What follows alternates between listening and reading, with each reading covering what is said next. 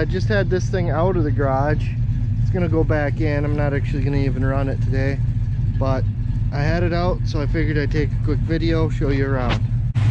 Okay, so under the hood we've got a 360 Magnum with all the original stuff on it, other than the dual snorkel air cleaner, which the battery should be right here, and it's not. It's underneath in the back. So this is our, so we got the dual snorkel air cleaner, 360, got some shorty headers, pretty decent cam, all that stuff. And over there, the Mopar Performance OBD1 computer to run it all. So this one's kind of unique because it was a 318 5-speed right from the factory. Got the gas footprint gas pedal. I'm not sure if I can get in there.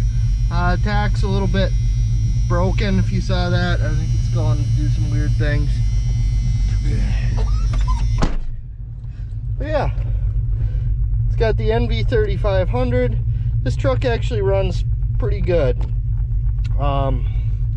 It does a 13-second flat. I cannot get it into the 12s, but it does a 13-second flat, and it does that at 108, 109 mile an hour, which is moving pretty good for that time. It should really be in the 12s. If I could launch it, it'd be in the 12s.